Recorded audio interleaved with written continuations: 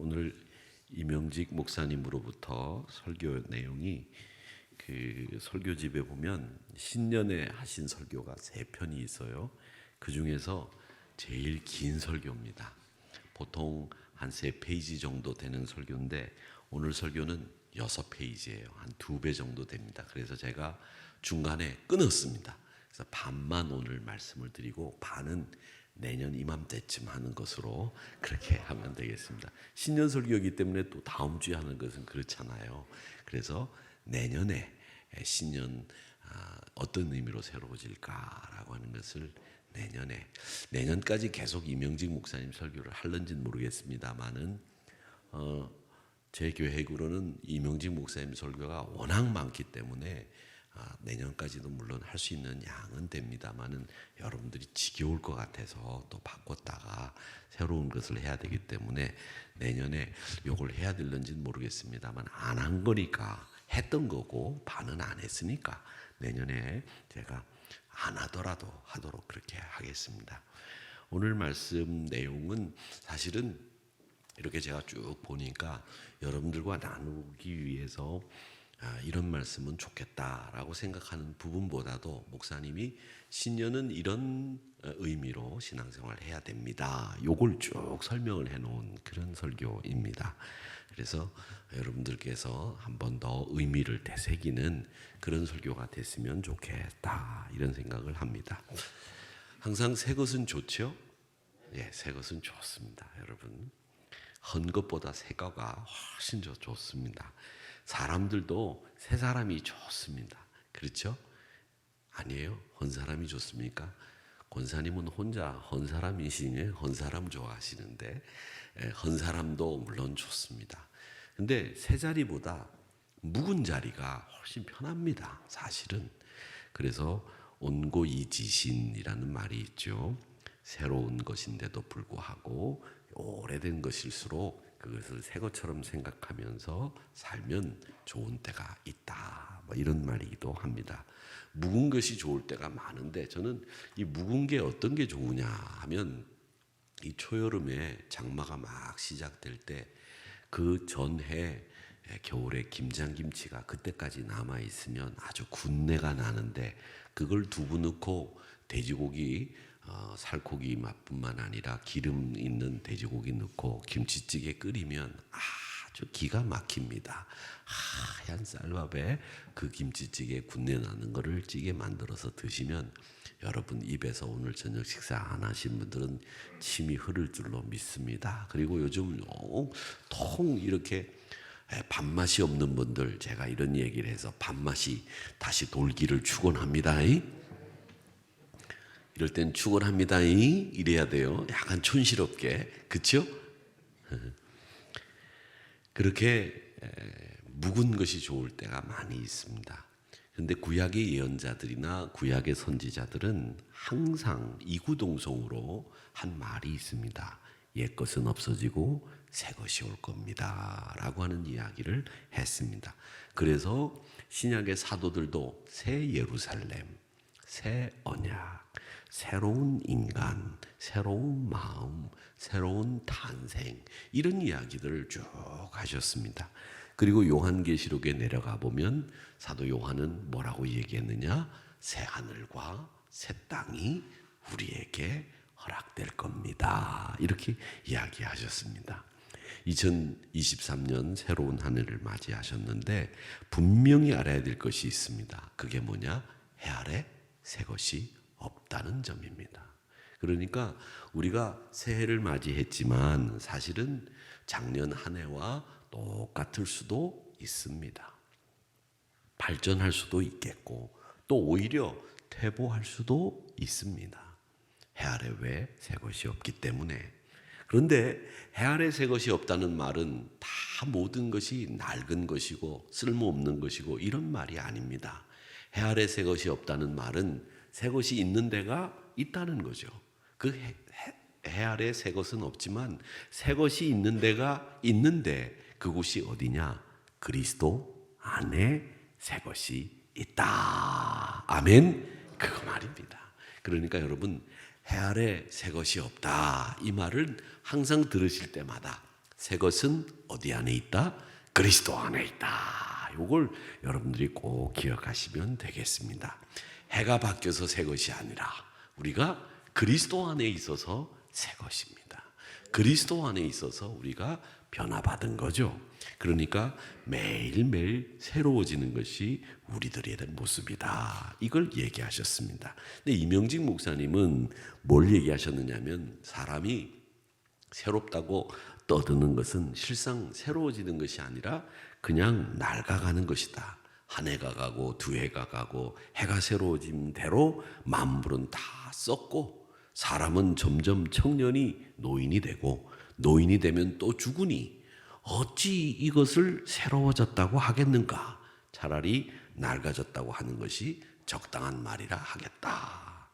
이 말을 들어보면 이명직 목사님이 굉장히 참 이명직 목사님 좀 약간은 좀 염세적인 분 아니냐 이런 생각이 들어요. 그렇죠? 너무 세상을 부정적으로 보시네 이런 생각도 드는 게 여러분 한 해가 돼서 2023년이 되셔서 새 해를 맞이하셨는데 어떻게 되셨습니까? 훨씬 새롭게 되셨습니까? 어떻게 됐습니까? 주름이 더 늘면 늘었지. 피부가 주저앉으면 더 주저앉았지. 새해가 됐다고 새 것이 되었다고 우리 피부가 위로 올라가기라도 하면 리프팅을 안 해도 되겠는데 우리가 다 낡아져 간다. 이 말이 이명직 목사님 말이 맞는 말이기는 합니다.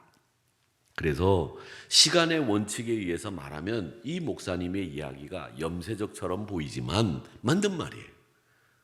해가 바뀌면 우리가 새롭게 되는 게 아니라 낡아지는 거고 늙어가는 거지 않습니까? 시간의 원칙으로 말하자면 우리 육체는 매년 낡고 늙어가지만 그러나 심령의 원칙, 영적인 원칙으로 보면 우리는 날마다 우리의 심령이 새로워지는 겁니다.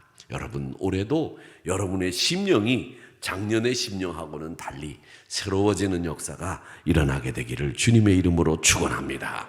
그래서 매일매일 새로운 심령의 지경을 넓혀가는 여러분들 되시고 이렇게 새로워지지 않으면 신년의 의미가 없다는 겁니다. 그래서 이 신년의 의미는 제일 중요한 게 뭐냐? 신년을 맞이해서 실상은 우리의 몸이 낡아지고 우리의 몸이 늙어지는 건데 우리의 심령이 새로워져야 우리 새롭게 맞이한 2023년이 정말 의미 있는 한 해가 되고 해 아래 새 것은 없지만 그리스도 안에서 우리가 새 것이 되었다고 말할 수 있다. 이 얘기를 하신 거예요.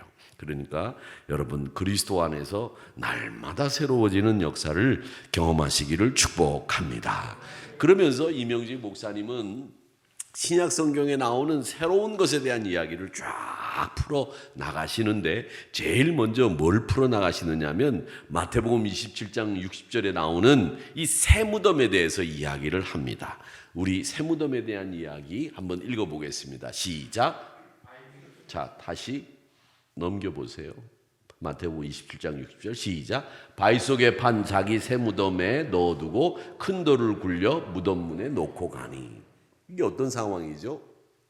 예수님이 돌아가시고 난 뒤에 아리마대 사람 요셉이 자기가 쓰려고 만들어 놓은 무덤에 예수님을 모셔놓고 그리고 큰 돌을 굴려서 무덤을 막아두었다라는 이야기입니다. 자, 이스라엘 사람들은 이 장묘 문화가 우리하고는 다릅니다. 우리는 땅에다가 매장을 했고 요즘은 이제 화장을 해서 봉안을 합니다. 납골이란 말을 쓰시는 분들이 계시는데 납골이라고 하는 말은 일본 말이고 이건 불교에서 쓰는 말이에요. 그러니까 일본 말에다가 불교 말이기 때문에 불교식 용어이기 때문에 납골이란 말 쓰지 마시고 봉안이라고 하는 말을 쓰셔야 되겠고 이 봉안이라는 말이 우리나라 표준어로 채택된 말입니다. 근데 이 봉안하게 되는데 보통 봉안이나 하관해서 이 땅에 묻게 되는데 이스라엘 사람들은 그렇게 하지 않았습니다. 이스라엘 사람들은 굴을 파가지고 그 굴 안에다가 온 집안 식구들을 모셨어요. 그래서 이 온 집안 식구들을 모시는데 이 돌아가신 분을 모시고 난 뒤에 이제 뼈만 남게 되고 백골만 남게 되면 그 뼈를 수습을 해가지고 그 조상들과 함께 그 조상들이 먼저 돌아가신 분들의 뼈를 모아놓은 데다가 같이 모아둡니다. 여러분, 이스라엘 사람들이 그렇게 하는, 이 근동 사람들이 그렇게 하는 이 장례 문화가 있기 때문에 이스라엘 사람들은 새로운 무덤에 가지 않고 조상들의 무덤에 간다, 조상에게로 돌아간다, 이런 표현을 쓰는 이유가 바로 그겁니다. 조상들이 묻혀 있는 그 무덤으로 돌아가는 거예요. 그래서 그냥 무덤 속에 이렇게 눕혀놓고, 그리고 돌을 가려서 이 무덤을 막아놓고 있다가 뼈가 완전히 돼버려서 백골이 되면 그 뼈를 수습을 해서 조상들이 있는 그 뼈에다가 같이 합해 버려 두는 겁니다. 그리고 새롭게 돌아가는 사람이 있으면 또 거기다가 모시는 거기 때문에 무덤은 따로 그 사람을 위해서 파는 법이 없이 그 가문의 사람들이 그 굴을 쓴다는 거죠. 근데 이 아리마대 사람 요셉은 굉장히 부자였어요. 그래서 자기가 처음 쓰는 굴을 만든 거예요. 그래서 거기에 자기가 죽으면 들어가려고 처음 만들어 놨는데 자기가 쓰지 않고 누가? 예수님이 거기에 처음 들어가신 거죠. 이렇게 새 무덤에 들어가셨다는 겁니다. 자, 그런데 그 새 무덤에서 예수님이 부활하셨죠. 승천하셨죠. 그리고 우리가 그 무덤에 있는 예수님이 사라진 것을 이 새벽에 여인들이 가서 향유를 바르러 갔다가 발견했다는 이야기를 우리는 압니다. 자, 이 무덤이 그러면 새 무덤이 우리의 신년도 해 아래 새 것이 없다고 하는 말과 무슨 상관이 있길래 이 이명직 목사님은 새 무덤이라는 말을 쓰셨을까, 이런 생각을 저는 해봤어요. 무덤이 해 아래 새 것이 없는 거, 신년의 의미와 무슨 상관이 있겠습니까? 여러분 한번 생각해 보세요. 무덤이 새 것이 되는 것과 무슨 상관이 있을까? 이런 생각이 들지 않습니까? 여러분은 다 아시는 분이라 저처럼 모르는 사람들만 궁금해하지, 여러분은 다 아시는 것 같아. 그래서 이렇게 궁금하지 않으세요? 그러면 항상 이렇게 얼굴 표정이 여유 있으시고, 항상 여러분 얼굴 표정이 다 안다는 듯한, 그런 마스크를 가려도 다 안다는 그런 표현을 하셔서 제가 굉장히 이렇게 설교를 하면서도 나만 모르네, 이런 생각이 들어요. 참 대단하십니다. 다 아셔서 할렐루야, 얼마나 고마운지 모르겠어요. 오늘 다 아시니까, 은혜 받았으니까 설교 끝, 이러면 더 좋아하시겠죠? 안 해요. 그래도 할 거예요. 아셔도 하겠습니다. 무덤과 새 것과 신년의 의미가 무슨 상관이 있을까라는 겁니다. 여러분, 무덤은 죽은 사람들이 가는 곳이지 않습니까? 우리는 살아야 되는 사람입니다. 그리스도 안에서 새로운 피조물이 되었다. 새로운 피조물로 살아야 되는 사람이지, 우리가 사실은 죽어서 살아야 되는 사람이지 죽어서 죽어야 되는 사람은 아니죠. 여러분 분명히 그렇죠. 그런데 어떻게 사는 것과 죽는 것이 관련이 있습니까? 여러분 보세요. 유명한 성지들, 예루살렘, 로마, 그리고 스페인에 가보면 산티아고 길을 쭉 걸어서 가면 콤포스텔라라고 하는 성당이 나옵니다. 그 가톨릭 신자들은 그 콤포스텔라 성당을 향해서 일주일 열흘씩 걸어서 갑니다. 그걸 산티아고 길이라고 부릅니다. 여러분 텔레비전에서도 아마 연예인들이 걸어가는 걸 보셨을 거예요. 그 유명한 길입니다.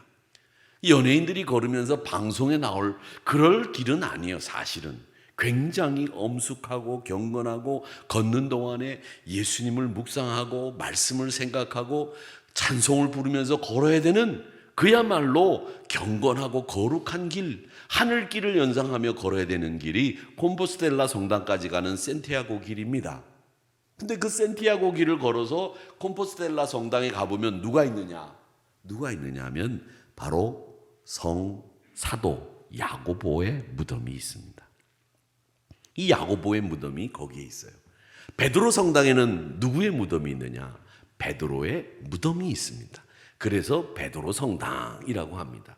그 베드로 성당은 이 베드로 사도가 로마에서 거꾸로 십자가에 매달려 죽은 그 자리에 세웠다고 합니다.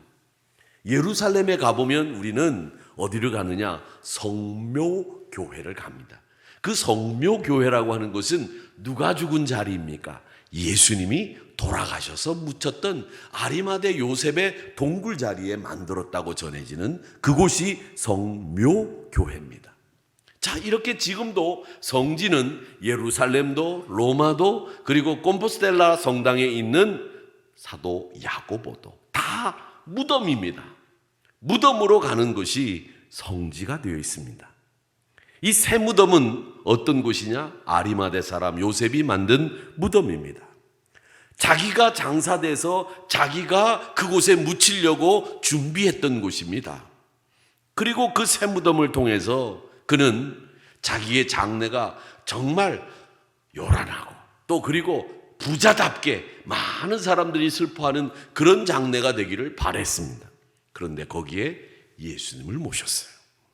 그 예수님을 모셨는데 거기서 아리마대 사람 요셉은 뭘 봤느냐? 뭘 봤습니까? 예수님의 부활을 목격했습니다. 예수님이 죽은 자 가운데 일어나는 것을 봤습니다. 그리고 새롭게 변화를 받아서 그리스도인이 된다고 하는 것이 뭔지를 거기서 눈을 뜨고 바라봤다는 거죠. 그러니까 여러분, 신년의 의미, 우리가 새롭게 된다고 하는 것은 이 새 무덤을 통해서 우리는 부활을 여러분의 부활로 만드셔야 될 줄로 믿습니다. 여러분, 그렇습니다. 여러분의 부활로 만들고 여러분이 지금 죽어도 산다라고 하는 예수님이 부활의 첫 열매가 되셨다고 하는 그 사실을 믿는 것이 이 신년에 우리가 제일 먼저 가져야 되는 새 무덤을 통해서 갖는 신앙의 가치입니다.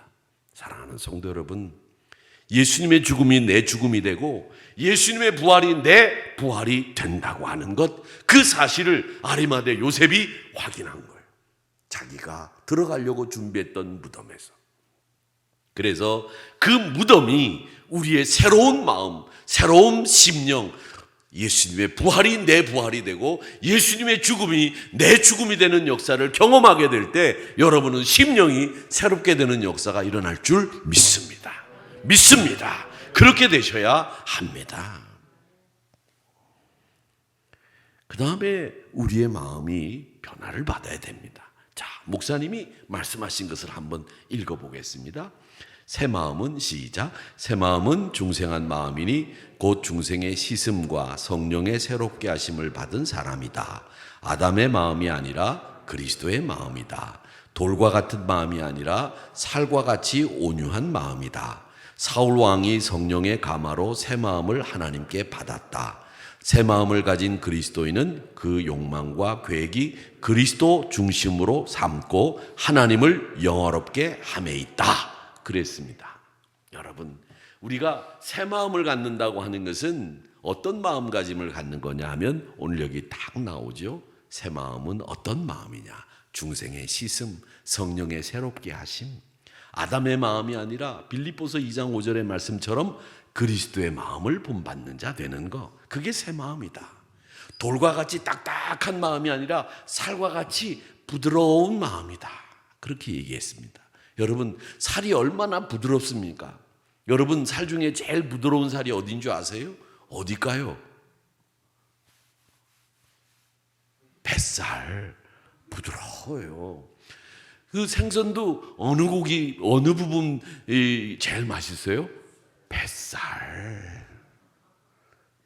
여러분, 멍멍이 혹시 드시는지 모르겠습니다만 그 중에서도 제일 맛있는 데가 어딘 줄 아세요? 뱃살. 웃는 분은 많이 드셔본 분들이네. 여러분, 그렇습니다. 우리 그리스도인의 심령은 그렇게 제일 맛있는 부위처럼 제일 맛있는 심령이 되셔야 됩니다.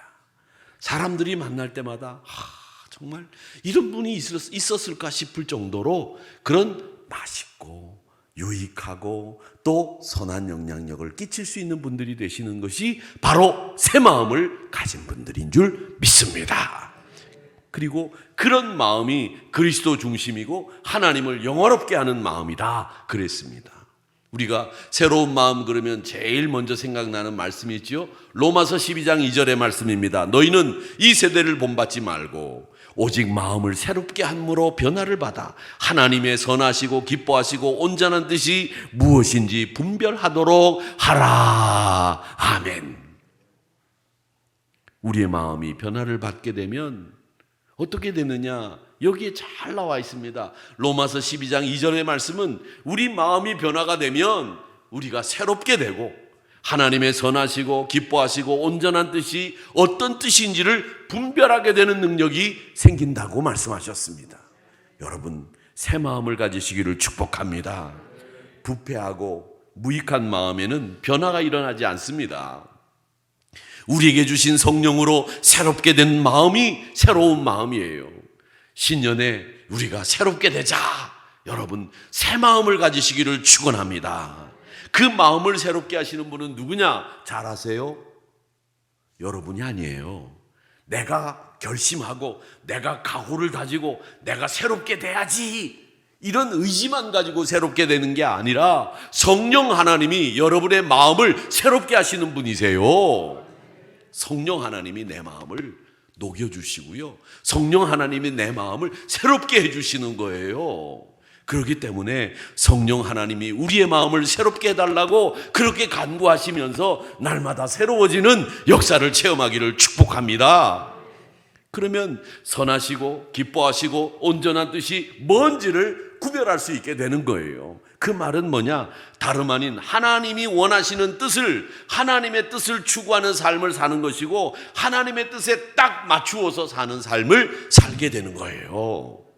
여러분, 우리가 예수 믿으면서 내 뜻대로 살려고 한다면 그 예수 믿는 거 아니죠. 말로는 내가 예수 믿습니다, 하나님 사랑합니다, 이렇게 얘기해 놓고 내 뜻대로 살면 로마서 12장 2절의 말씀처럼 선하시고 기뻐하시고 온전한 뜻이 무엇인지를 분별하지 않는 삶이란 말이죠.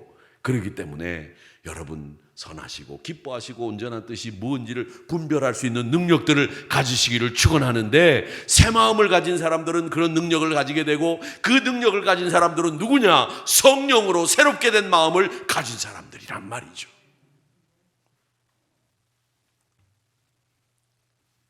그리고 우리는 새 이름을 가지게 되죠. 자, 이 새 이름에 대한 이야기를 한번 이명진 목사님이 어떻게 얘기하셨는지 또 읽어보도록 하겠습니다. 시작. 아브라함이 새 이름을 받았고, 사라도 새 이름을 받고, 야곱도 새 이름을 받고, 신약에서도 마태와 베드로는 다시 이름을 받았다. 그런즉 우리도 새 이름을 가져야 하겠다. 옛 이름은 죄인들의 이름이다. 새 이름은 여호와의 입으로 일컬으시는 이름이다. 옛 이름은 지옥책에 기록되어 있고 새 이름은 새 생명책에 기록되어 있는 이름이다. 이러한 의미의 새 이름을 가져야 하겠다. 아멘. 여러분, 그렇다고 지금 이름을 개명하시거나 이름을 또 하나 만드시지 마십시오. 나는 라헬이라고 부를 거야, 뭐 이런 거 안 해도 됩니다. 우리의 이름이 있습니다. 우리의 이름이 뭡니까? 그리스도인, 예수쟁이. 좋습니다. 저는 얼마나 멋져요. 나는 예수 믿는 사람입니다, 이렇게 얘기할 수 있는 내 새 이름이 있잖아요. 그걸 자랑하셔야 돼요. 나는 교회 다닙니다. 나는 그 교회 가운데서도 하늘의 교회를 다닙니다, 이렇게 얘기하실 수 있어야 돼요. 하늘의 교회가 어디 있습니까? 106년 된 교회인데 독립문에 있다가 이 강남 도곡동에 있습니다. 어디에 있다고요? 강남구 도곡동에 있습니다. 이렇게 얘기하셔야 돼요. 아셨죠? 네? 우리가 그리스도인이라고 하는 것을 자랑스럽게 여기셔야 돼요. 그게 우리의 이름입니다. 우리가 새 이름을 가졌다는 것은 내가 거듭난 사람이라고 하는 증거입니다. 그 이름은 하늘나라 시민권자이고 그리스도인이라고 하는 새 이름을 가지고 있는 거예요. 여러분, 아브라함이 아브라함이 됐고, 사레가 사라가 됐고, 야곱이 이스라엘이 됐고, 또 마태가 어떤 이름을 가졌습니까? 마태는 어떤 이름을 가졌어요? 마태 이름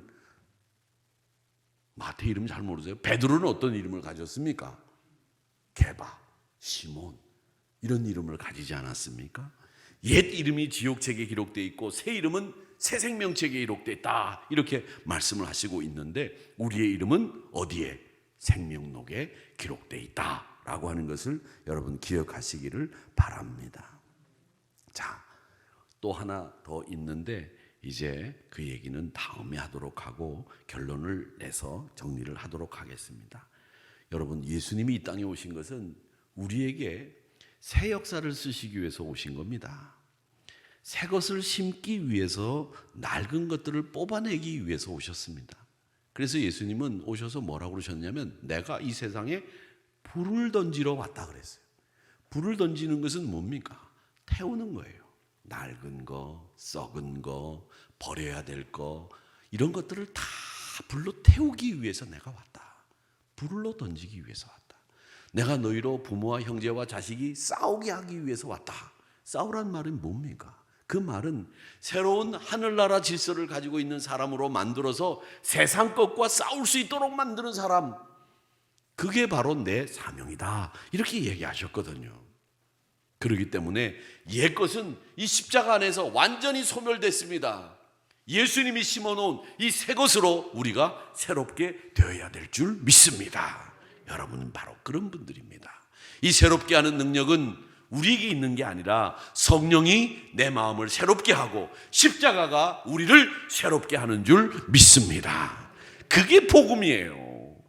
그걸 믿을 때 예수님의 부활이 내 부활이 되고 예수님의 죽음이 내 죽음이 되어 나도 우리 주님 오시는 날 산다, 이 확신을 가지고 살 때에 여러분의 신앙이 굳건해지는 겁니다. 고린도전서 1장 18절에 말씀하시죠. 십자가의 도는 멸망하는 사람들에게는 미련한 것처럼 보인다. 그러나 구원받은 우리에게는 하나님의 능력입니다. 그렇게 말씀하지 않았습니까? 이 십자가는요, 우리에게 능력이에요. 이 십자가만 있으면 우리는 뭐든지 할 수 있습니다. 여러분은 능력의 주인공입니다. 이 능력을 확고하게 믿으면 우리는 이 사회에서도 얼마든지 능력을 발휘할 수 있어요. 우리 믿음의 사람들이 이 십자가의 능력을 확신하지 못하니까 능력 없이 사는 거예요. 우리 그리스도인들이 왜 능력이 없느냐? 십자가의 능력을 안 믿으니까. 우리가 십자가의 능력을 믿는다면 여러분은 얼마든지 능력 있게 살 수 있어요. 그리고 날마다 속사람이 새로워질 수 있다라고 하는 것을 여러분 믿으시기를 축원합니다. 세상 사람들이 섬기고 또 세상 사람들이 좋아하는 것에 대한 사형 선고가 뭐냐? 이 십자가예요. 이 십자가에서 세상 사람들이 좋아하는 걸 다 죽여버렸어요. 이 십자가에서 세상 사람들이 제일이고 으뜸이라고 생각하는 걸 다 소멸시켰어요. 그리고 새로운 것으로 창조하셨다라는 겁니다. 세상 사람들은 이 십자가가 뭐 신화다, 어리석다, 무지하다, 맹신도다, 이런 이야기들을 합니다. 그런데 여러분, 그렇게 이야기하는 것들은 다 세상 것을 쫓아가기 때문에 하는 이야기들이에요. 우리는 세상을 쫓는 것이 아니라 십자가의 능력을 확신하는 사람이라는 것을 꼭 기억하시면서 날마다 새로워지기를 주님의 이름으로 축복합니다. 이 사랑의 본질이 바로 십자가예요. 그러니까 여러분, 우리가 새로워진다 그렇게 얘기했을 때 저는 한 가지로 정리를 하겠습니다. 새로워지는 건 제가 예수님의 부활이 내 부활이 되고 예수님의 죽음이 내 죽음이 될 때 우리가 새로운 마음을 가집니다, 이렇게 말씀드렸는데 꼭 기억해 두세요. 이게 뭐냐? 우리 예수님과 연합하는 거예요. 하나 되는 거예요. 이게 가장 중요한 겁니다. 그러니까 우리가 새로워진다는 것은 다른 게 아닙니다. 우리가 옷을 갈아입는 것도 아닙니다. 우리의 마음이 새롭게 되기 위해서, 새로운 피조물이 되기 위해서 가장 중요한 것은 뭐냐? 그리스도와 연합하는 거예요. 그리스도와 하나 되는 거. 그것이 우리가 새로워지는 피조물이 되는 방법이라고 이명직 목사님은 분명하게 우리에게 말씀하고 있습니다. 그래서 고린도후서 5장 17절의 말씀처럼 보라, 옛 것은 지나가고 새 것이 되었도다, 이렇게 선언하는 이 바울의 고백에 우리가 새 것이 된 이유는 뭐냐? 그리스도와 하나 연합되었기 때문에 그렇게 된 겁니다. 그러기에 날마다 그 그리스도의 사랑을 풍성하게 체험하면서 여러분, 제가 늘 말씀드리죠. 일신 날마다 새롭게 되어가는 신앙의 주인공들이 되시기를 주님의 이름으로 축원합니다. 그렇게 되기 위해서 그리스도와 연합하는 거다, 이런 것을 이룩하면서 여러분 거룩한 뜻을 받들어 사랑으로 새롭게 변화시키는 역사의 주인공들이 다 되시고 우리 그리스도와 함께 연합하는 여러분들이 되시기를 주님의 이름으로 축복합니다.